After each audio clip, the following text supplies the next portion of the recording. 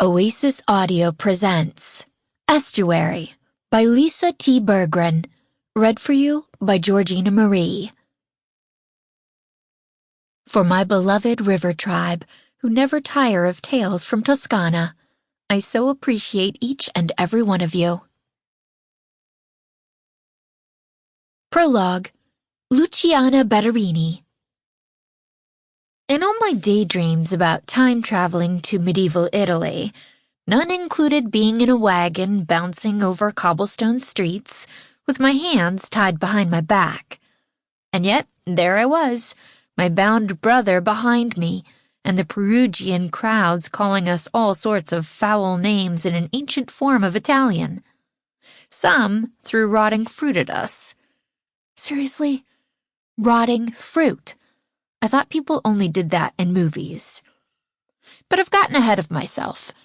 You probably want to know how two modern college kids ended up in medieval Italy, before the Medicis and Da Vinci were around, and a little after the Black Death had killed every third person in the country. I blame it on my brother Domenico. Nico was a bit obsessed with our Betarrini relatives, to the point of convincing our dad that we should spend the summer as volunteers in the refurbished Castello Forelli, a big tourist attraction in Tuscany. He won Dad over by claiming it'd be educational as well as a connection to our lost Italian relatives. Not that Dad cared much, only what it cost. But Nico was totally convinced he had a lead on some medieval treasure. An ancient scepter and mitre of some corrupt pope who'd sheltered with the Medicis for a time.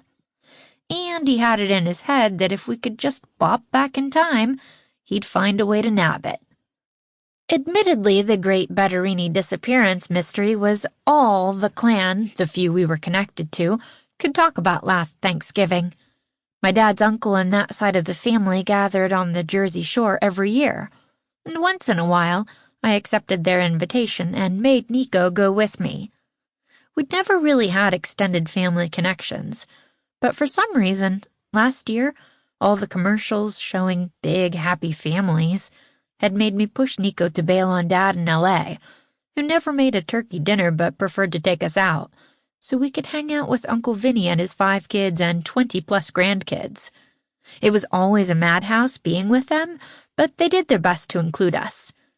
I could still see Uncle Vin, Dad's 80-year-old uncle, lifting his bare paw hands as he said, "If you ask me, something's off.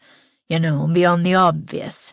Ben must have gotten on the wrong side of the wrong family, and that family made ours disappear." "But, Uncle Vin, I don't think they disappeared," Nico said excitedly, pacing in his agitation on the chilly, wind-swept beach. "There are many stories among families, passed down for generations, about 2 Betarrinis, the she-wolves of Siena. They married 2 of the Forellis, cousins, and together they led the Sienese in battle, and not just once, repeatedly. It's all over the internet." I rolled my eyes. Nico was forever researching on the net, chasing mysteries. The family closest to us stared at him, half amused, half alarmed, like he'd gone off the deep end. "Couldn't those she-wolf Betarrinis be any of our ancestors?" I asked. "Potentially," Nico allowed. But I found an article from a librarian who interviewed old people to record stories passed down generation by generation, and she mentioned Gabriella and Evangelina Betarrini specifically.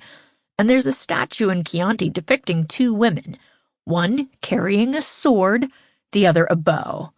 Don't you remember Leah winning all those state competitions? Didn't we wonder if she'd beat everyone at nationals? I winced, feeling one of my migraines beginning to form. Couldn't he just give it a rest? Uncle Vinny shrugged his ham-like shoulders and peered at Nico from beneath his bushy gray-black brows. "The girls obviously had the talent in their blood. We Betarrinis inherited many fine attributes from our ancestors," he said, proudly looking around at the others. "And Ben and Adri were always neck-deep in history stuff. It's only logical that they encouraged their daughters to do things like that. Like our ancestors." Sample complete. Ready to continue?